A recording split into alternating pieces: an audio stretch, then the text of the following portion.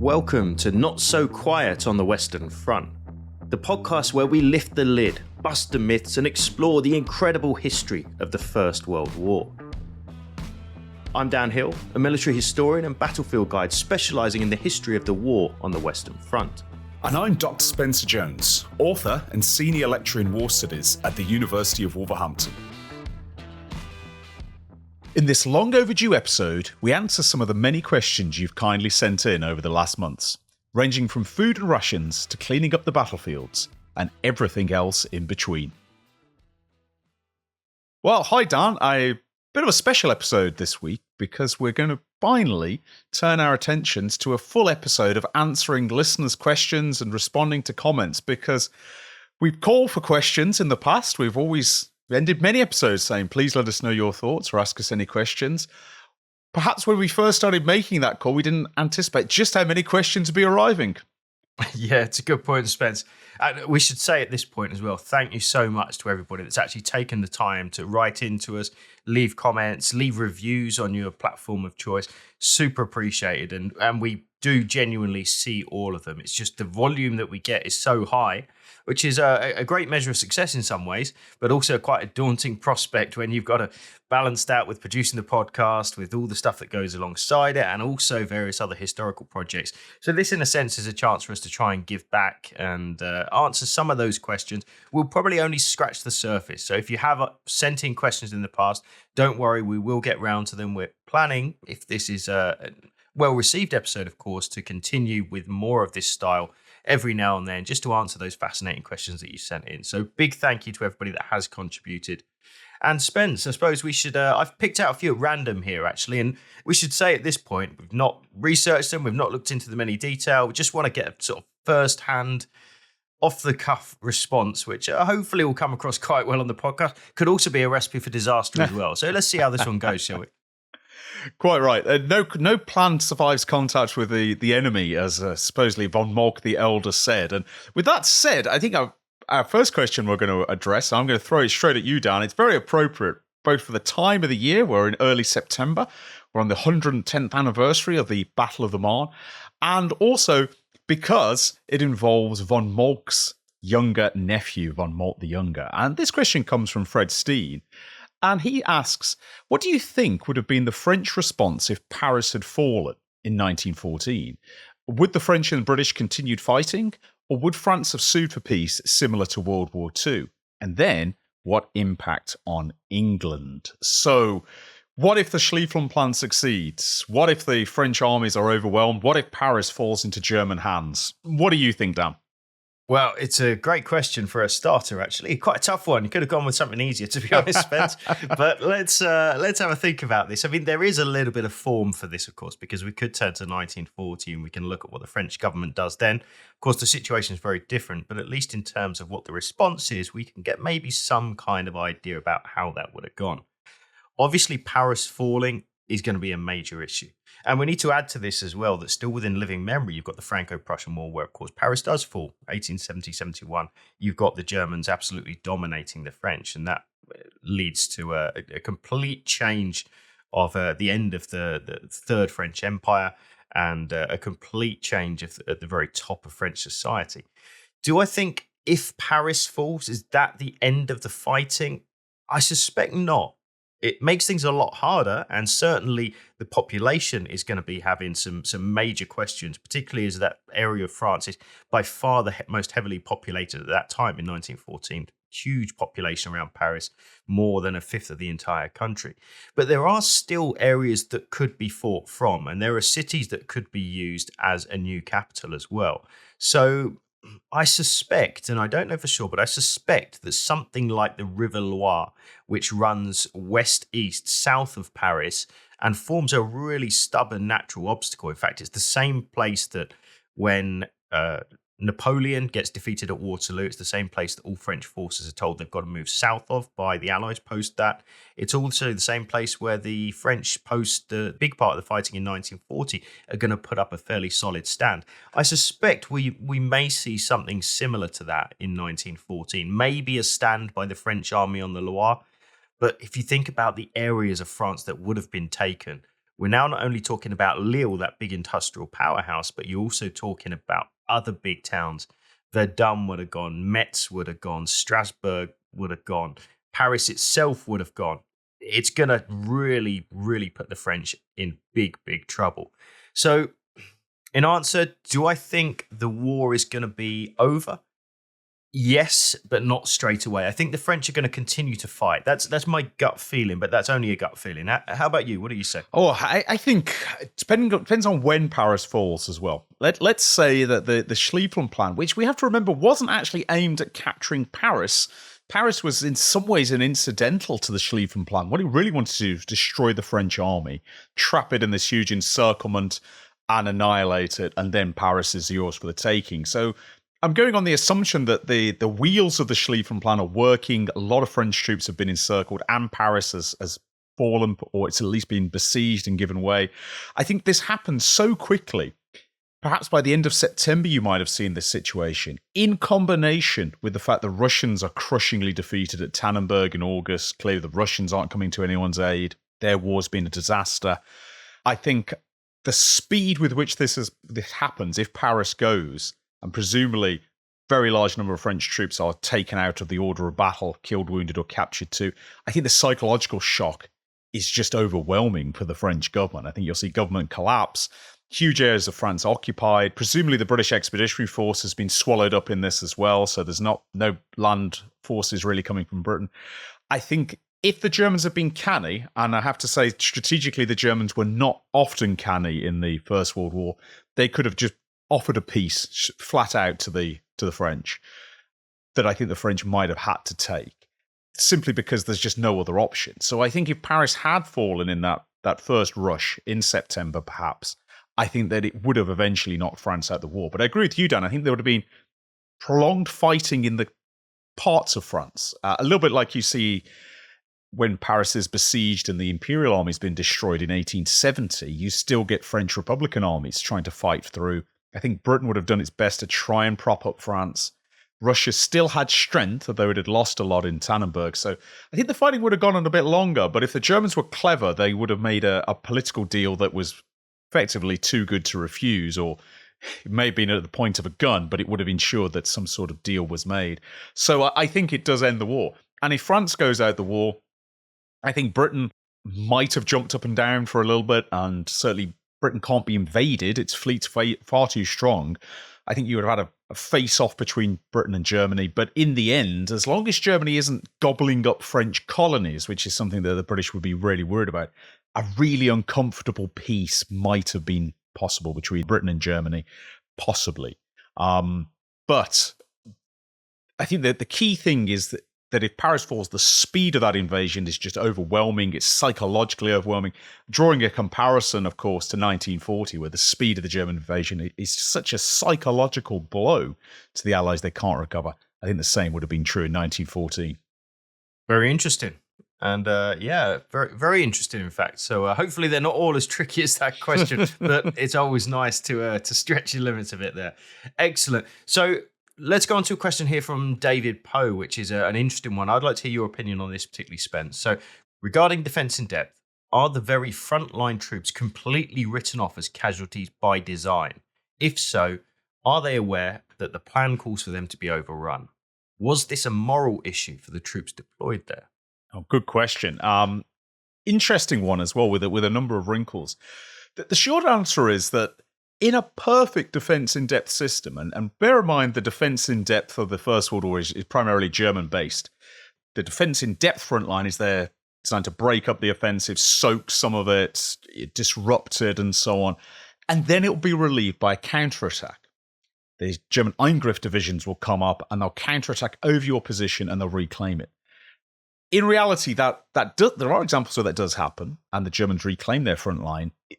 It's rare-ish, especially by 17, it's rare-ish. But that means that for the German defenders in the front line, it's going to be tough for you, and you're probably going to be cut off, and there's a chance that the British or the French will be lapping around you, and you'll be fighting on in an isolated position.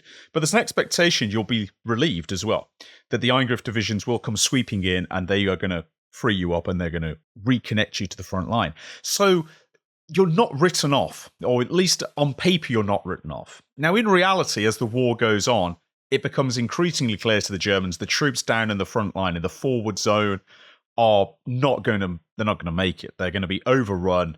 The Allies are going to push on. the Eingriff divisions aren't going to reach them.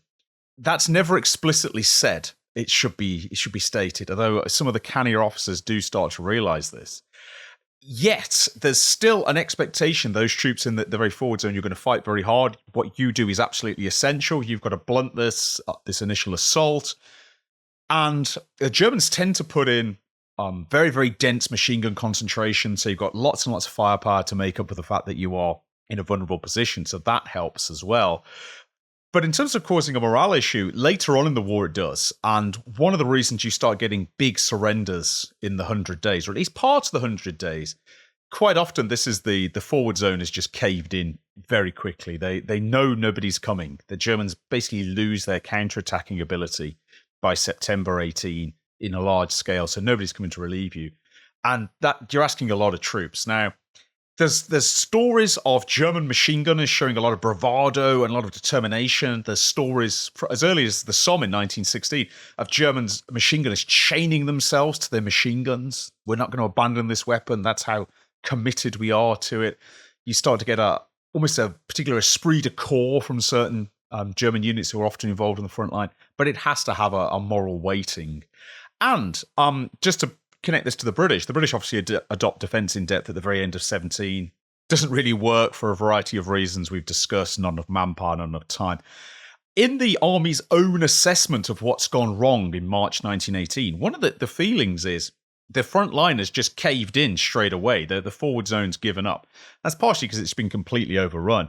But what's interesting is, even in a defence-in-depth system the British have never fought in, there are strong points, there are pockets of British resistance. Even on the 21st of March, where the front line is totally overrun in most sectors, there's pockets there that fight on well into the hours of darkness. They fight all day, even though they must have known nobody was coming to save them. And so the sheer professionalism, courage, determination for fighting, even if you're in the forward zone where you're at the point of most danger, I wouldn't say until the very end of the war, the 100 days, that it becomes a moral issue. But I'm not sure if you've got anything to add to that, Dan.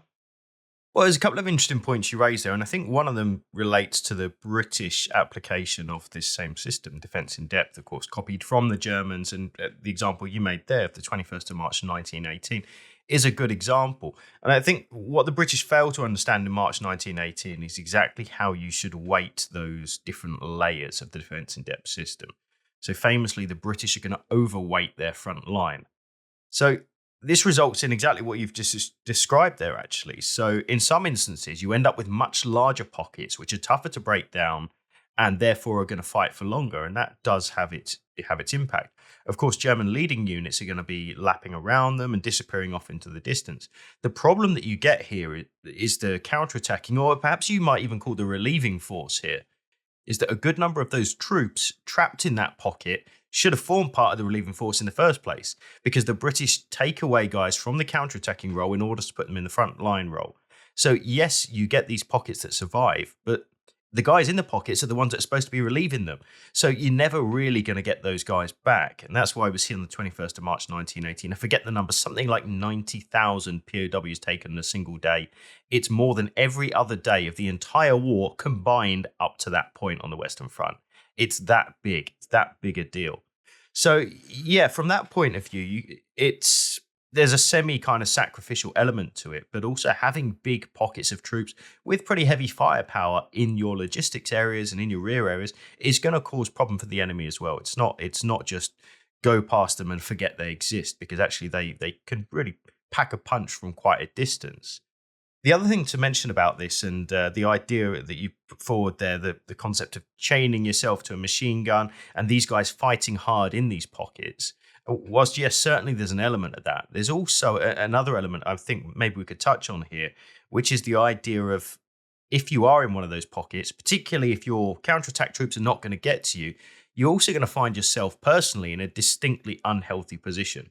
If there's one thing that I didn't want to be on the eve of being captured, is somebody that had been very stubbornly firing my machine gun for a number of hours. It's probably quite an unhealthy scenario. Absolutely right. There's always a very difficult moment in the middle of a battle when your position's being overrun, it's clear you're not going to hold on any longer, the enemy's closing in on you, you have to make a decision, a split-second decision, when do you put your hands up? And if you're a machine gunner in particular, and you've been mowing down British or indeed German troops for the past hour or so, and your machine gun's still sizzling hot, this surrounded by spent cartridge cases, and then you put your hands up at the wrong moment, you surrender too late, you're not likely to receive what you expect. You're more likely to receive the sharp end of a bayonet or a grenade just thrown into your position. And it happens on both sides. Happens in the First War, Second War, sure, in wars right up to the present day. It's a very difficult moment after a period of intense fighting when to surrender. And as you say, Dan, being a machine gunner in one of these positions, especially if you've held out a long time, that doesn't make you popular with the enemy. You've been mowing down their friends, their comrades for some time, and now suddenly hands up and expect to be treated well. It's a delicate thing, and there's probably an episode in that in itself. But it's a question and answer episode, so we'll round that one off there, I think. Yeah, indeed. And we'll move on to one from Mike Nolan here, who says there's so much written about the battlefields themselves, and to a lesser extent the iron harvest, which still goes on today. But I'm curious as to know how the battlefields began to get cleaned up from the 11th of the 12th, 1918 and onward. I think we could say the armistice and onwards. So it's an interesting one, this, Spence. The idea of actually, clearly the battlefields, the entire Western Front, big swathes of Northwest Europe, a complete mess at the end of the war. How do we go about actually trying to repair that and clean the whole lot up? It's an enormous undertaking, and it's a fascinating story. It's huge. Not only have you got to clean up the Western Front battlefields, the scar line of trenches and battlefields, but you also need to reorganize all the rear areas as well, because they've been converted for military use. And dozens of aerodromes exist, for example, that just aren't going to be of any use after the war. You don't need to fly thousands of aircraft in peacetime France. And the cleanup operation, you could say, it even begins in 1917, because that's where you've got the first significant advance since trench warfare began. The Germans have fallen back to the Hindenburg Line. Parts of the Somme battlefield have been recovered. And further back, not necessarily actually right in the fighting zone, you start to have some of that land is reconverted back into farmland. The process begins. And in the broader sense, what it involves is a lot of soldiers put on fatigue duty to start to tidy it up, start to remove junk, wreckage, start to turn the ground into something recognizable, fill in holes. Filling in shell holes is a massive job after the end of the First World War, because there are millions of shell holes, and shell holes are a hazard. People fall in them, they get filled with water, they might well have chemical weapons in there like mustard gas, trace, and so on. You need to fill in millions of shell holes across a 400-mile front. Takes forever. And as the armies demobilise, obviously the British army demobilises quite quickly, so does the American army, they leave. But for the French and the Belgians, of course, they are demobilising their army, but they retain troops. Troops will do some of this work, particularly the work that is hopefully less dangerous. But there's also labour corps that are used, because the Allied armies have called upon international labour corps. For the British, for example, have the Chinese Labour Corps. There's also Chinese labourers for the French. These are workers who've come from China, which is actually an Allied power from 1917 onwards. They're on very, very poorly paid contracts, and they're there as labourers. And Chinese labour plays a big role in cleaning up the British sector, for example. And in brutal terms, it's because they're considered more expendable than a soldier. Cleaning up the battlefields is dangerous work. Unexploded munitions, sharp edges, chemical weapons trace, as we've heard. It's dangerous. People can be killed and injured doing this, and asking British soldiers who've all want to go home, the fighting's over, to do this, when you could ask your labouring corps to do it, is not a popular move. And so a lot of labourers involved, some French and Belgian soldiers involved, and civilians involved as well, because in many cases people want to reclaim the land that they once lived on or that they once owned. And yes, it might be wrecked, it might be covered with wreckage, but it's still your land and you still want it back. But it's a huge cleanup operation. And I think one of the tragedies actually for France is the complete cleanup operation is just about finished, and the land is back to, the agricultural land's back to the level of production it had before the First World War in 1939. just before the Second World War breaks out. And unfortunate twist. But the key takeaway of that perhaps is it's taken 20 years for everything to be cleaned, repaired, and economic activity to resume the level it had been in 1914, which I think gives you some idea of just what an incredible effort it is.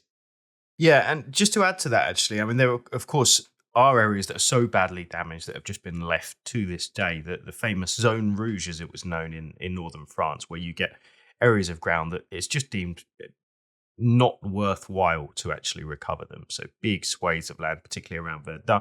Quite often these areas you find now are forested because they've just been left to overgrow. And so we do find big areas, particularly in the Meuse, gone in and around Verdun, that kind of area. There's just whole swathes of land that have just been left untouched. But something just want to add here, which is I always found interesting, was actually visiting a friend of mine who lives in the Ypres salient, whose family's from is Belgian Flemish and was in the area in the years post-war, and they came back pretty quick. In fact, there's a good point to make here. Belgian refugees, almost to a man or to a woman, to a child, are going to come back to their homes as quickly as they possibly can at the end of the war. My hometown in the UK has 25% Belgian refugee population in 1918. Staggering amount. Almost all of them go back immediately at the end of the war. And they're going to go back and they're going to get involved in rebuilding their houses, re-establishing their farmland, trying to take their lives back. But in doing so, as you say, the difficulties are just astronomical. British Army is going to create lots of temporary accommodation, temporary housing. We see this around the Ypres salient particularly, like wooden Nissen hut style. And we're going to see even shelters that are used by troops in the First World War converted to temporary accommodation whilst people can start to reclaim their land. One specific on-the-ground example that a friend of mine told me once is how exactly you get rid of a shell hole. Now, today, obviously, you'd bring in some big machinery, you'd shift some earth around, it'd be done fairly quickly.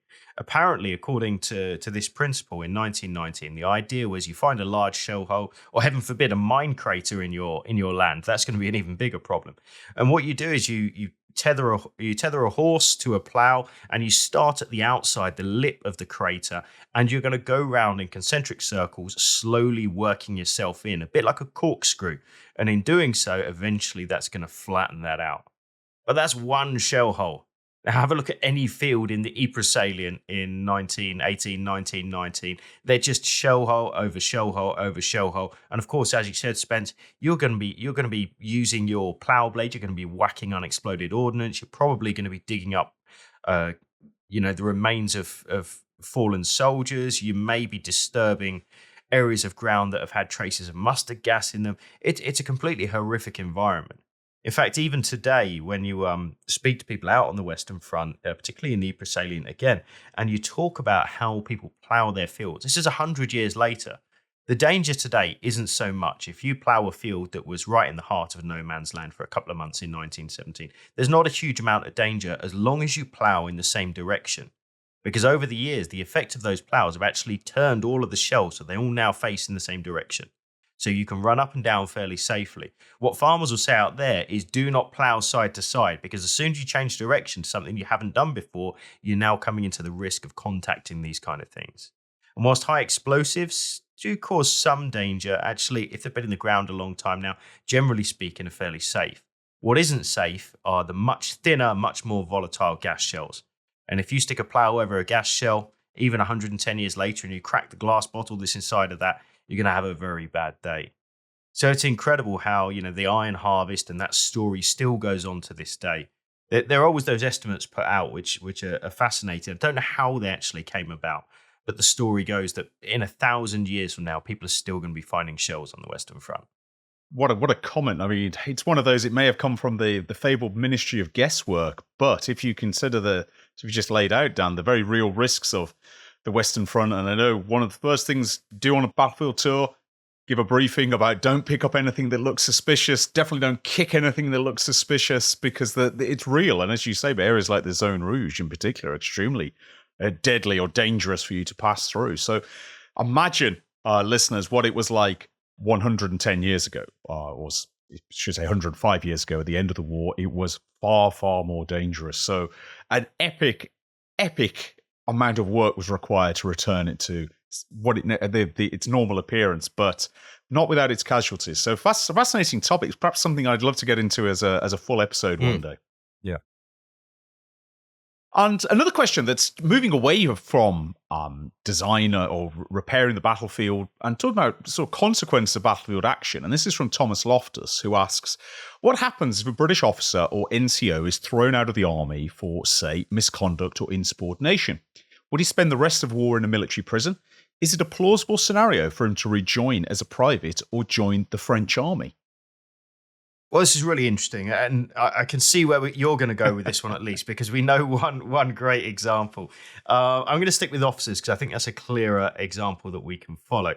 The short answer is if you are deemed to have fallen foul of military law, military rules, and are a commissioned officer, you can, of course, be kicked out of the army. You can be cashiered. In more serious cases, you can be imprisoned. You could potentially, I think it only happens to 2 officers in the Great War, you can be executed as a result of that. One of them, I think, is an officer in the Royal Naval Division for cowardice. So very rare, but it could happen. But certainly being cashiered does happen. And in fact, I've got an example of this, a pretty tragic example, actually, and one that I suspect in the years to come, will be, and rightfully should be, redressed. It's an officer who starts in the commanding the machine gun section of the 1st Battalion Hertfordshire Regiment in 1914, whose name currently escapes me, but I will try and find it.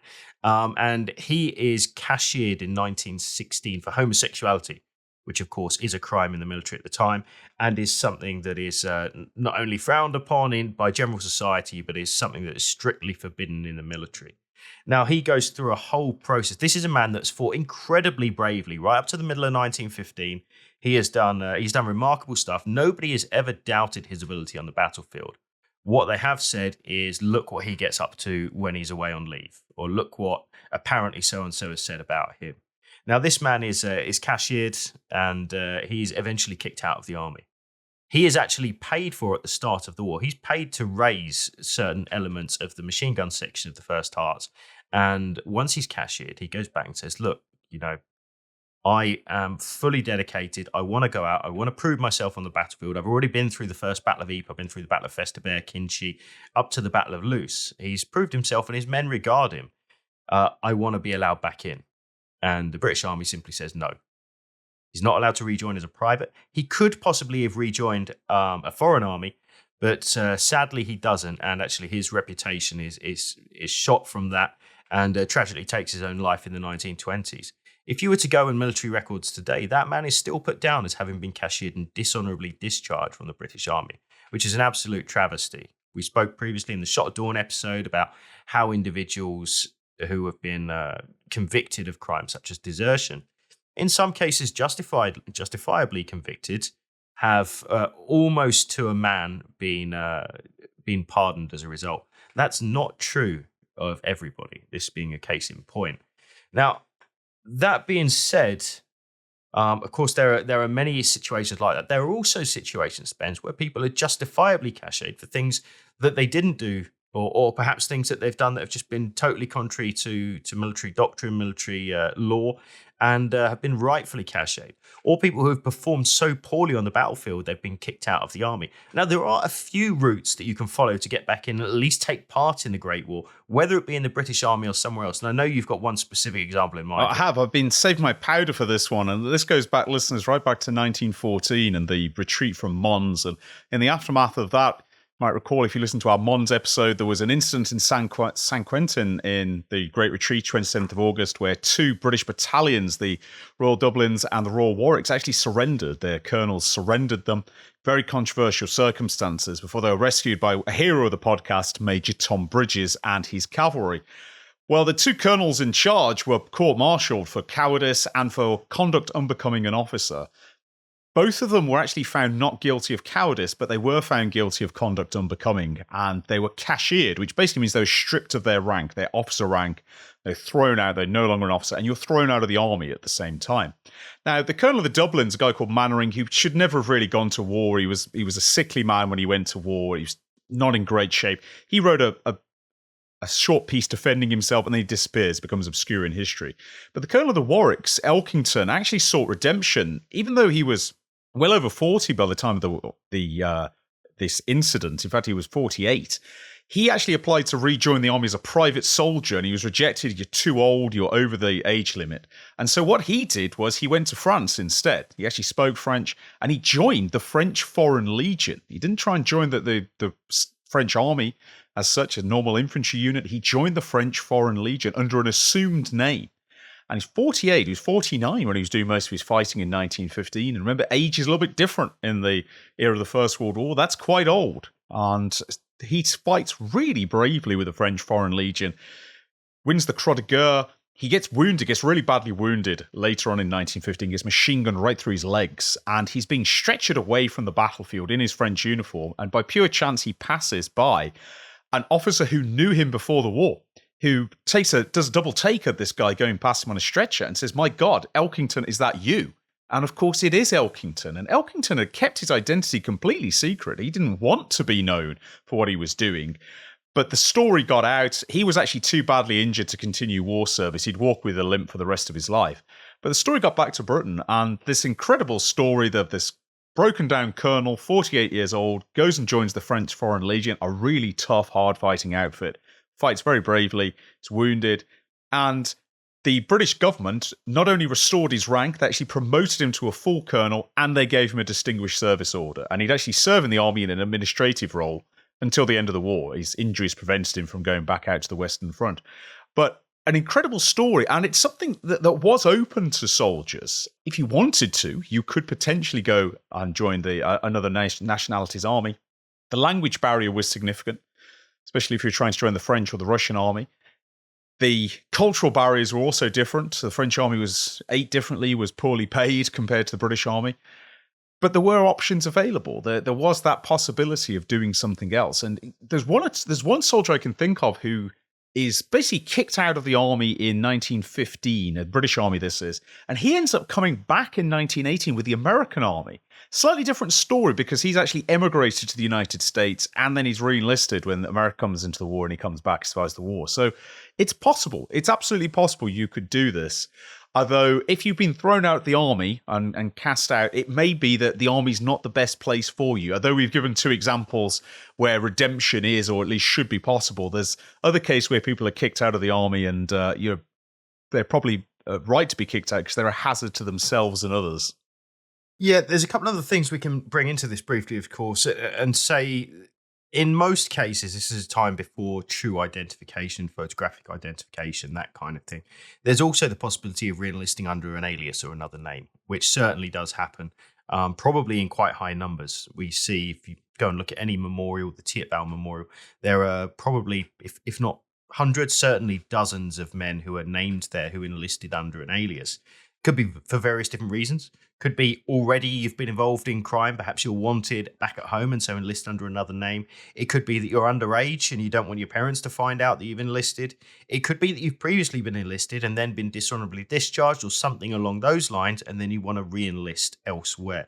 So there are a number of reasons how that might come about. Also, just one other thing I want to mention very briefly, Spence, because of course the legacy of service in the Great War doesn't stop in 1918. One particular example I can think of is a former officer in the 2nd Division who gets convicted for fraud in the 1920s. And if you look at his service record, this is post his service. If you look at his service record, there are letters in that particular record, documents which say this man who's been awarded a military cross in the First War in 1917 has been convicted of fraud and has been sentenced to a period in prison. As a result of that, he loses his rank. He can't be referred to as former lieutenant or lieutenant retired, so-and-so, but he, as all of them can do, he can keep his medal, which is interesting. So he's referred to as Mr. Smith, MC, but does not keep his rank, which is fascinating in some senses. But I mean, so many different things that we could cover with this subject. And again, Spence, one that maybe we come back to in the future in terms of this particular topic. But let's move on. And let's have a question here. Lizzie, who's asking about the war from a French point of view. Now, of course, this is something that we definitely want to cover in the future and in detail.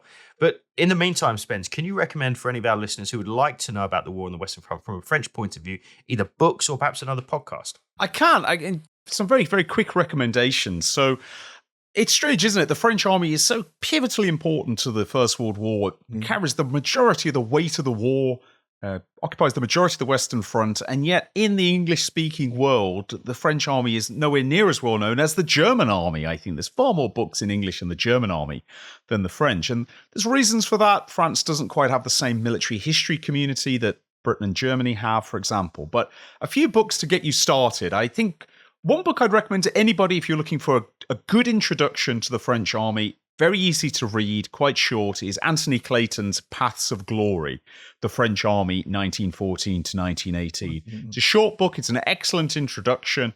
It's really going to get across a lot about how the French army is, how it thinks, how it acts, how it's different to other armies in the amongst the Allied camp. Really great starting place to just get you familiar with a lot of the concepts that the French army has, because it's quite distinct from the British and the Germans. And if you'd like to take it a step further, and this is a pretty heavyweight book, it's not necessarily a bedtime read, although if you're interested in the nuts and bolts of how an army functions, then you'll get a lot from it. And that's Michael Goya's book, Flesh and Steel in the Great War. And that's actually a translation of a French book. Goya's a well-known writer on French military matters, and it's a really in-depth look at how the French army changes and evolves and how it learns to fight in the First World War. It's very in-depth. It's not necessarily something you go to start with, but it's got a lot of interesting material in there. And finally, for something that sits perhaps between the two, Elizabeth Greenhouse, The French Army in the First World War, which is part of a series of books, academic books really, looking at individual national armies. That's a very good history of what the French army does and a lot of the concepts the French army has, how its commanders function, for example, how it interacts with the French government. And I think that sits in an interesting middle ground between Clayton and Goya. But those three books, highly recommended. I don't know of any podcast that looks specifically at the French army in the First World War, but listeners, if you're aware of any, perhaps even you host one, do let us know. Yeah, and just one additional point to add to this, actually, and great credit to the French in this sense. Certainly outshine the Brits from that point of view. French First War records are absolutely fantastic. There are enormous quantities, enormous volumes of records related to French service in the Great War. So all personnel files, all files related to servicemen that are killed in the Great War, every single regimental history, every page of every battalion war diary, hundreds, if not thousands of trench maps, all catalogued, all in one place, all on one site, which is run by the French government, called Mémoire des Hommes. It's an absolute goldmine for anybody. If you really want to delve deep into a story and perhaps you want to follow a single battalion or a single action, you can go into that website. It takes a little bit of navigation. The English translation is not so great, so if you've got a little bit of French, it certainly helps. But you can follow any unit on any battle, any day. It's really, really deep dive stuff. But it's a great backbone if you really want to get into your French research. Now, let's move on here, Spence, and let's go to another question. And we've got one here from Stephen Nutley, who says, as an Australian, we grow up with the Gallipoli campaign as part of our national identity. We all know the overall campaign failed to meet its objectives, but what if? If the land campaign had been a success and the Strait secured, do you think the goal of taking Constantinople and knocking out the Turks would have been achieved? What impact would this have had on the bigger picture? Another tricky question. Big question. And at some point, I know we're going to cover Gallipoli as a series within our wider podcast. I'm going to give a brief answer because we could talk about this for hours and there are other questions to cover. I think it depends on when the fleet goes through. If the fleet somehow goes through in February and March, when it is purely a naval assault, let's say the Ottoman mines fail or somehow the Allied fleet is able to clear the mines and the fleet's able to push in off the coast of Constantinople, I think there's actually a possibility there that a quick deal gets done. And that's because the wider war for the Ottomans has got off to a disastrous start in 1915. Armies have been smashed in the Caucasus. The Russians are starting to enter into Ottoman territory. The British and the Indians have landed at Basra, are moving on Baghdad. The Ottoman offensive on the Suez Canal has failed completely. Everything's going completely wrong. And I think the appearance of a 16 battleship strong fleet off the coast of Constantinople with an offer in hand to say, listen, this is how it's going to be, I think might well have led to a political deal. It would depend how good the deal was as well, because the British and the French hadn't drawn up Sykes-Picot at this stage. The French were talking about they wanted this, the British wanted this and that, the Russians wanted something. If you're going to dismember the entire Ottoman Empire, the Ottomans are going to keep fighting whether there's a battle fleet off the coast or not. But if a deal was offered where perhaps some territory is given up, but not the heartlands or anything like that, I could see the Ottoman government, the Young Turks, either being overthrown. Remember, they've only been in power since 1908. Either they get overthrown and a deal's made, or they make a deal. And my justification for that is, as late as the summer of 1918, the British and the Ottomans are talking to each other in Switzerland about, well, what's it going to take for you to do a deal to get out of the war? And in the end, that deal's never done because the tide of war changes and it's clear that the Allies can knock the Ottomans out. But I think in 15, I think there's a real possibility of doing that. Now, if it's based on the Gallipoli campaign, where that's going to take longer, it's going to take some months more. Let's say, for sake of argument, the Suvla Bay operation goes off correctly. Turks get turned out of their positions. The British and the Allies, the Anzacs, the French even, advance down the peninsula. Fleet makes it to Constantinople. Well, the situation in the summer of 15 is a little bit different because the Russians are really on the back foot by the summer of 15. They're really getting hammered by the German invasion. Their own invasion of Ottoman territory has petered out, really. It's been turned back. The Ottomans are carrying out the Armenian genocide. The mood in Constantinople is more belligerent by the summer of 15. And I think in those circumstances, they might actually have sort of just toughed it out and said, well, okay, you've got a fleet off the coast. What now? Even if the Allies bombard Constantinople, they'll kill an awful lot of people. But is it enough to actually bring the Ottomans to the negotiating table? Not so sure. So perversely, it might have been harder to actually do a deal after Gallipoli than it could for the Dardanelles. But we are in the realm. I love what ifs. I love speculation like this. It's possible because the Ottoman government itself, it is effectively a triumvirate, three-person dictatorship. It's unpredictable itself. It's got its quirks. It's got its strangeness. And as I mentioned previously, they're open to doing a deal in the summer of 18. Possibly they're open to do a deal in 15 if it gets the war over and it stops any more damage to the empire. So, very interesting questions. In short, could it have worked? Could it have changed things? I think it could. And impact on the bigger picture? Well, it relieves a lot of pressure on Russia for a start. You can start shipping in supplies through the Black Sea. That's really, really useful. That's incredibly useful. And does that do enough to prevent Russia collapsing? Discuss. Russia's not really short of material by 17. The problem is moving it around, but it certainly opens up a lot more options for the Allies, and it would have made the German assault on the Russians harder, I think. It would also freed up a lot of Russian troops. There's a lot of Russian soldiers down on the Caucasus front who could have gone elsewhere. So I think it aids the Allies a great deal. Perhaps not decisively, but a great deal. And of course, it frees up a lot of British and Indian troops too.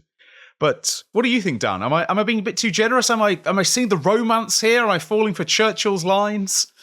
I think I'm with you broadly. And when we were talking about the what ifs there, and of course, acknowledging that Stephen's an Australian and has grown up with the story of Gallipoli, I wonder if, in terms of at least on the battlefield, the real opportunity for this to happen once the initial running of the Straits has failed, the real opportunity is actually found on that first day, of course, Anzac Day today, when the Australian New Zealanders come ashore, particularly when the Australians come ashore at dawn, because they, in effect, land to a fairly unopposed beach.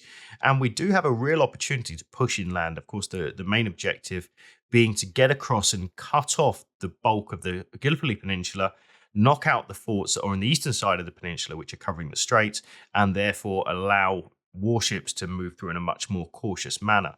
Now, there's confusion, of course, in that initial landing about where the enemy are, about what the strength they're in, and there's a missed opportunity there. I think that opportunity that could have eventually led to the cutting off of the peninsula, the isolating of the Ottoman troops in the southern half, and eventually victory, at least partially to allow access through the straits, that could have seen things change. And the ramifications of that, regardless, I think, of whether Constantinople is bombarded and the Turks leave the war or not, is that the fighting on the Gallipoli Peninsula itself is going to be far less bloody, far less brutal, and far less resource intensive. And from a practical point of view, those resources at that point in 1915 are sorely needed on the Western Front. So maybe the actions in Gallipoli, had they gone differently, may have had a very real impact on some of the smaller and much more failed pitched battles that we've discussed previously on the Western Front. Places like New Chapelle and Aubers Ridge, where a chronic shortage of guns and artillery, and of course trained troops, is going to play a real part in some of those significant losses in the early part of 1915. So maybe, just maybe, actions in Gallipoli have a true ramification on the Western Front. Well, interesting discussion. We could talk about the Gallipoli campaign endlessly, and at some point I'm sure we will. But moving on to another question now, and changing really topic quite dramatically, Scott Dalton writes to us and asks, given policy on non-repatriation of the fallen, what happened to those service personnel who passed away in medical facilities in the UK? Were their families given an opportunity to claim the bodies and inter them in their preferred location, or were they interred in military cemeteries associated with the hospital? Oh, it's a great question. And it's one that, for those that live in the UK at least, we can actually see the evidence of this answer all around the UK today. The short answer is yes. If your loved one loses their life either in a convalescent home or perhaps in an accident or any other reason in the UK whilst in military service during a time period covered by the Commonwealth War Graves Commission, you have the option to repatriate them from somewhere in the UK to your home parish. The idea here being that, of course, if you live in the southeast of England and your loved one is killed in a road accident in the northwest of England, that's a long way to go and visit them. But because they're in the UK, we don't have this same problem that we get in France and Belgium, which we've previously discussed. They are given the option to repatriate.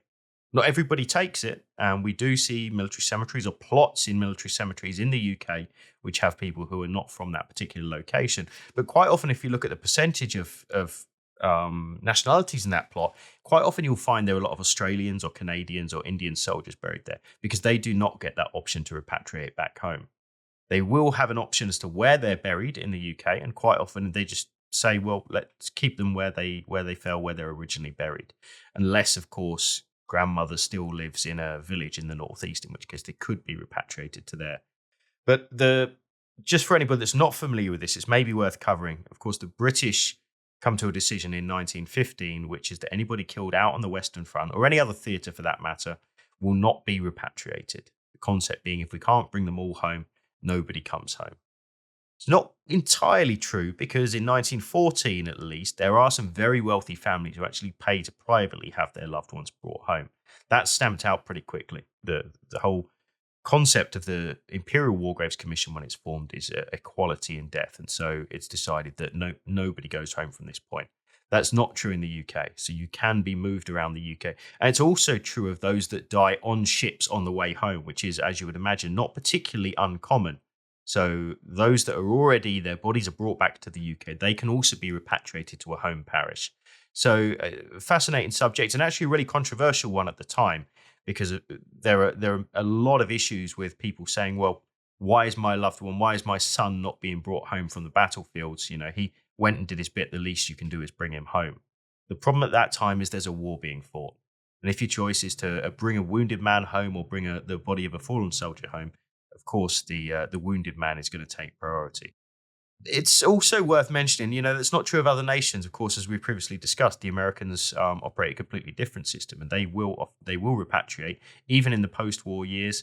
Various other nationalities will do so too, but the Brits decide, both in the First and the Second World War, that they're going to follow the same policy of not repatriating from foreign countries, but they will repatriate if that person loses their life in the UK. It's an interesting point that you've made about the soldiers from the wider empire who die in medical facilities in Britain. And I know just from my own experience that very close to where I live, the local cemetery there has a big plot of Commonwealth war graves because there's a very large hospital nearby. And there is a specific section for soldiers of the empire who are buried there, with a very nice memorial actually recognizing the sacrifice of imperial soldiers, and they're within a wider plot of men who died in this facility, but they're marked out. These are men who couldn't go home, mixture of Australians and Canadians, and it's always found it quite touching actually to visit that part of the cemetery and think, I wonder how many of these soldiers have ever had a family member come and visit them. And obviously immaculately maintained, they are Commonwealth war graves, but there are plots like that in cemeteries around Britain, and a reminder, I think, about just what an imperial war it was, and that for these men, they were even further away from home in some cases, if you were Australian in particular, than you were if you were buried in France. And so an interesting thing, and listeners, if you are based in Britain and you happen to encounter one of these cemeteries, always repay some time to go through that particular part, I think. Absolutely. And on to our next question. So this one comes from Brian, and I suspect, Spencer, that Brian might actually be an alias for yourself, because it sounds like this has been specifically designed for you to answer. So Brian asks the following. I would like to mention that the British also used artillery in the Boer War in South Africa. How does the artillery that was used by the British against the South African Boers compare to that the British and French and Germans used against each other in the First World War? Right, it's a big question, and one we could talk for a long time about it.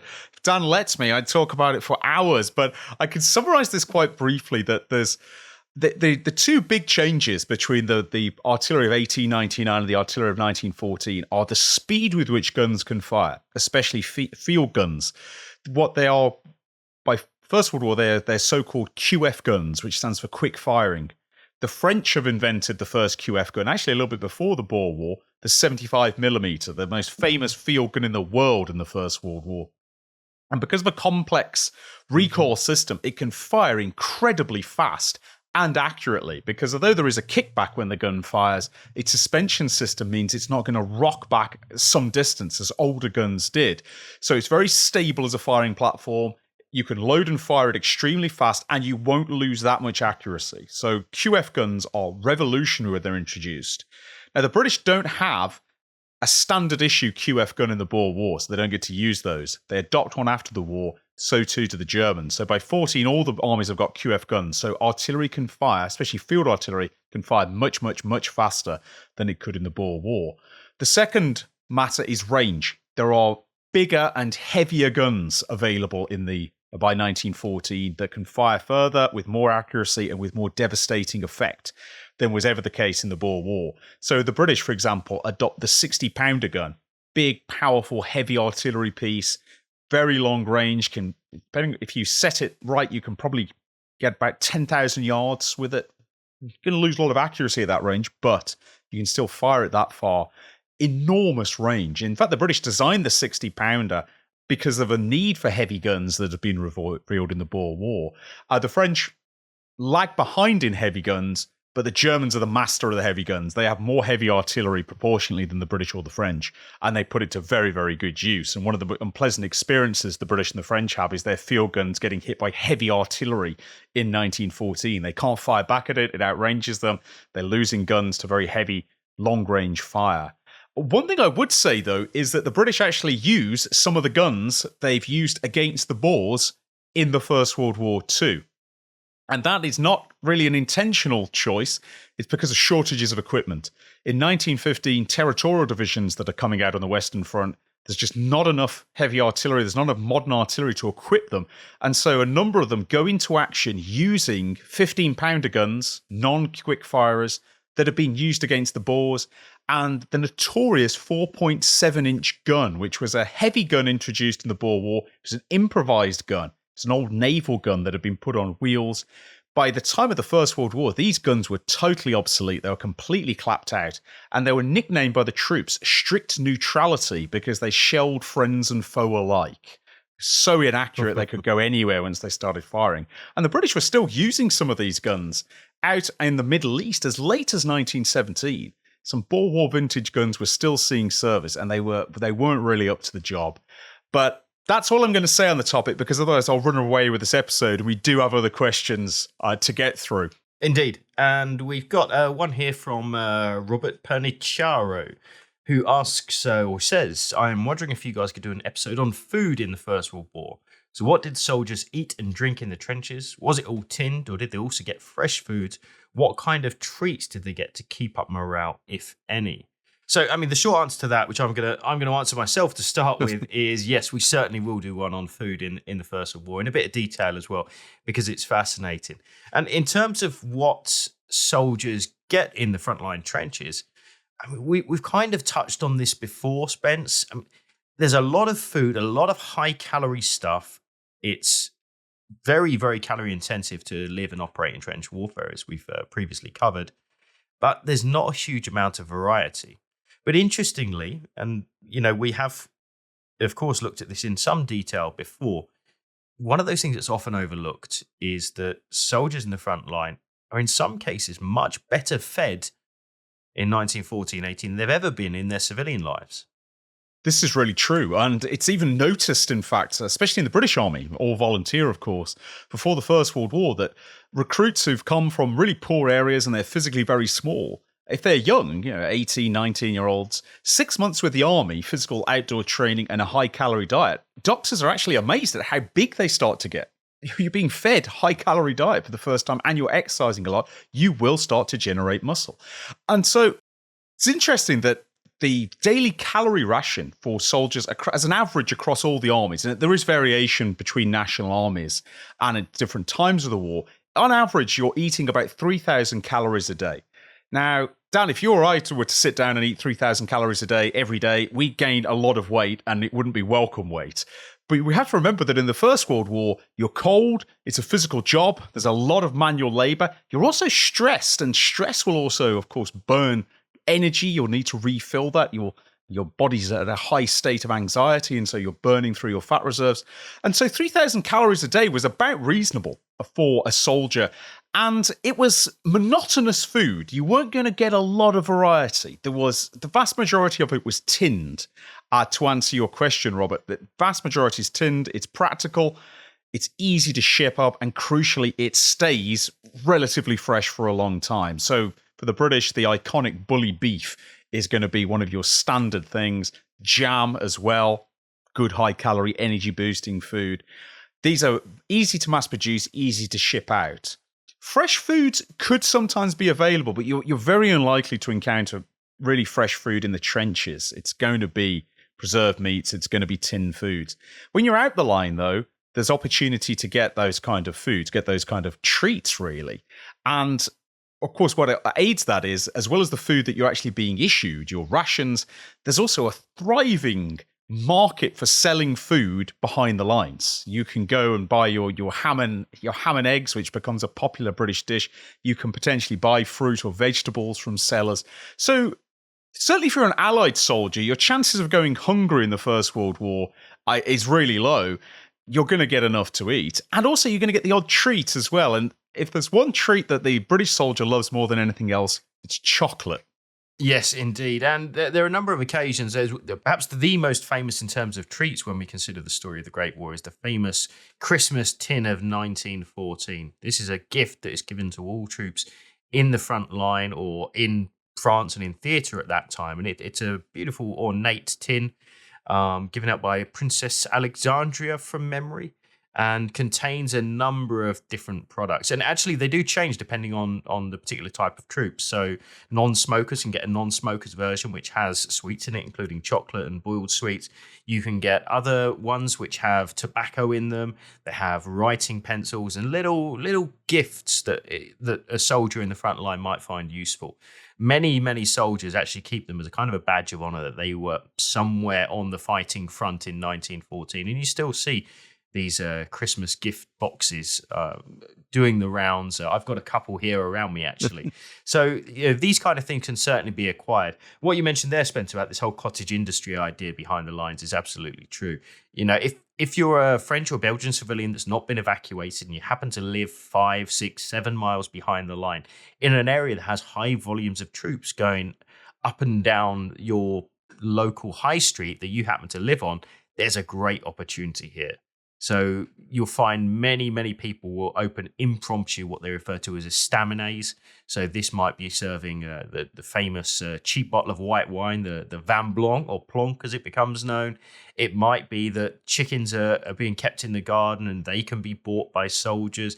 It might be that chocolate and other alcohol and various different rarities can be bought. And of course, they're going to attract a premium. And soldiers who have just had a very tough time in the trenches are quite often going to spend money out of their own pockets to get that. The kind of basic army supplied rations and food is pretty boring stuff. As you said, Spence, it's stuff that can be preserved well.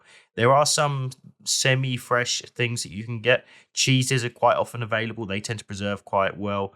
Very heavily salted bacon is quite often brought up. Stews are created behind the lines if possible, but usually from salt beef. So you do get hot food in that sense, and there are things brought up, and as you say, absolutely high calorie diets. The famous thing, I must have mentioned it on this podcast before, sometimes we just come up with these crazy misconceptions. And I think a lot of this comes from things like Blackadder in the UK. And it was a newspaper article that I read during the centenary in my local area where somebody was talking about the harrowing experience their grandfather had had in the Great War and how, they were starving in the trenches and how he told him when he was younger about being forced to eat rats in the trenches. Well, I don't know. Unless you're a huge fan of rat as a dish, you don't need to eat it. There's plenty of other food about. Might be boring, might be particularly interesting, but people don't go around eating rats in the First World War. It just does not happen. You much rather wait for the bacon at lunchtime. Absolutely true. And even where you've got periods of the war on the Western Front where armies are, for whatever reason, very hungry. So parts of 1918 especially, sometimes during the Verdun campaign as well. But the German army in 1918 is famously hungry, and it's very happy to loot Allied food supplies. We heard in our American series, the American army at Meuse-Argonne gets very hungry because the supply system collapses, and they're happy to loot German supplies as well. But even when these troops who are very hungry, you read their accounts, I've never ever come across even the hungriest doughboy at the Meuse-Argonne admitting he ate a rat. Pilfering a German prisoner's pockets for a bit of chocolate, absolutely, or stealing some cabbages from a French farmer's field, but as you say, Dan, rat, unless you have a taste for rat, then nobody is going to be eating any rats on the Western Front. Indeed. So let's move on to, let's do one more question. We've got so many more to go through. So just actually a quick appeal to you guys. If you're finding this kind of format interesting and you're liking the kind of miscellaneous addressing of questions and you'd like to hear more of this kind of thing, we've got no shortage of questions. We always welcome more. But do drop us a quick message and say, yep, really enjoyed this, or no, let's stick with the thematic approach. We'll be directed by you in terms of where the podcast goes from that point of view. So do let us know what your thoughts are. Let's go for one more though, Spence. Where shall we look? So how about Colm Davis, who says, I'm quite interested in what happened on the front after the armistice was signed. Did the men still man the trenches for a time? When did the armies pull back? Who took down the barbed wire? What physically happened to the trenches? So we've partly answered this one, but I'm really interested in terms of manning the trenches and also the post-war occupation force. What goes on in that situation? How long are people actually still on the Western Front for? It's a really, really good question. And if I can just handle the sort of the early part of the armistice. So the armistice is pretty strict. And it's really clear to the Germans, you can't just stay here. You've got to retreat back. You have to go back to Germany. You have to abandon your front line. And you have to leave some of your equipment behind. Particularly your heavy guns, you're not allowed to take those. There's other restrictions on the number of aircraft the Germans can take with them, things like this. They have to be abandoned. And what's fascinating is there's some tension on the 11th, even after the armistice has been signed. Well, what are the Germans actually going to do? Are they going to move? Are they going to depart? And in the end, the German army does. It does fall back. It does basically follow the instructions of the armistice, and it starts to abandon its equipment as required. Just literally just line them up and leave them behind, and then head back into the borders of Germany. And the Allies follow up, start following this and start clearing paths and so on. But it's interesting that in the first few days of that advance, there's still a little bit of concern. The armistice might break down at any minute. And so the troops do move forward, and then they have to dig trenches and prepare themselves. What if the Germans it's a ruse, the Germans counterattack? But that gradually starts to give way. It's clear the Germans are going, and so the armies follow them in. But what also happens is the soldiers leave an enormous amount of rubbish behind, because you're a German soldier who is abandoning his position. You're not going to make it neat and tidy for the enemy to come in and occupy it. And so there's all kinds of junk just left lying around. There's actually some controversial incidents where particularly French soldiers get injured entering German trenches and positions, and there's accusations that the Germans have booby-trapped them, which the Germans have done previously in the war when they abandoned positions. In this case, it doesn't seem the case. It just seems that the Germans have left these in such a shambolic state. There's unsecured explosives lying around, and they just happen to go off. But this twilight period, really, as the Allied armies move up to the Rhine and prepare to for the end of the war. It's really strange because the Germans are often in sight, that the French don't push them, they just follow them constantly. The same with the other Allied armies. There's no fighting here, but this weird twilight period where there's no fighting going on, and yet both, particularly the Allies, are very suspicious of what the Germans are doing, not helped by those accidents I've just mentioned. And it, of course, creates some tension, particularly in the British and the American armies, because to them, the war's over. Well, Germany's finished. The common soldier doesn't really understand the difference between an armistice and a surrender and a peace treaty. It's sort of vague. It's not interesting to them. They just think the war's done, the fighting's done. That's it. I want to go home, especially if you've been out on the Western Front for a long time. And the idea that you've then got to shuffle forward and clear some German rubbish and possibly even help a French farmer restore his farm, it's really unpopular with the British and to a lesser extent the Americans. But in some cases, soldiers are going to be stuck on the Western Front for quite a long time after the armistice. Yeah, and one of the interesting things about that, actually, and I was reading about this fairly recently in a few battalion war diaries, is that quite often you get battalion commanders who have been in place for a while. They're starting to realise that the morale of their troops is dipping. They're also realising the discipline's becoming a bit of a problem because there's no fighting going on now. There's kind of a relaxation of discipline. We start to see new things come about that haven't really been seen since the early part of the war. Lots of sports days, lots of inter-brigade football and boxing matches, lots of events to keep the men physically fit. We also see, and this is a good one for the history geeks out there, we see battlefield tours. Famously, the Waterloo battlefield is going to be very, very regularly visited. Thousands upon thousands of British soldiers are going to go to Waterloo, which was only 104 years old by the time the Great War comes to an end. So in 1919, you have officers, including a number of historians who are serving out there as officers on the Western Front, who are going to lead battlefield tours of Waterloo and do things to try and keep the men busy whilst those longer servicemen are going home. Typically, the newer servicemen are going to stay a little bit longer. Eventually, all units are going to go home. Armies are going to be disbanded, but that's going to take years to happen. The vast bulk of the soldiers are going to go home at some point in 1919. But really, I think 1920, 1921, we're going to see the very last vestiges of the victorious Allies make their way home. But Spence, it's one of those many questions that we can always come back to and address. And there's so much food for thoughts come out of this episode. It's why I found it really interesting. And there are a few avenues that maybe we can explore in the coming weeks with a podcast of their own. But just to finish off, a huge thank you to everybody that's sent in comments. Do please keep them coming. They are very, very welcome. Apologies if we've not got to your question today. We would love to come back and do this again and cover some more in the future. I couldn't agree more, Dan. I really enjoyed this episode, really enjoyed going through the questions with no pre-citing of them, it has to be said. So keeps us on our toes. And the very fact that you've sent us, listeners, so many questions, so many interesting comments, even those of you who wrote to me about the Ross rifle or my friend's pronunciation, we do read everything and we do appreciate everything that you sent. And we hope that we've provided an interesting and informative gallop through some of your questions. Of course, many more still to be asked and indeed answered. And I think that reflects just what a fascinating subject the First World War is and continues to be. And Dan, I look forward to discussing it with you for, many, many weeks to come. You've been listening to Not So Quiet on the Western Front, a Battle Guide production. If you've enjoyed this podcast, why not check out the Battle Guide YouTube channel, where we regularly release documentaries exploring some of the most famous and extraordinary episodes from throughout military history. If you'd like to support the Battle Guide team to create more content just like this, why not head over to our Patreon, where for the cost of just a cup of coffee, you can get access to full-length virtual battlefield tours, exclusive behind-the-scenes content, decide which subjects we cover in future podcasts and videos, and join a fantastic community of like-minded people. That's all this time. See you again soon. I just want to stop for a second, Spence. Did I say cashade or cashiered when I was talking to all of that? I think you said cashiered. Yeah, good. Okay. There's so much written about the battlefields themselves, and to a lesson, I can't read today. I can't read generally in these things. Let's try again.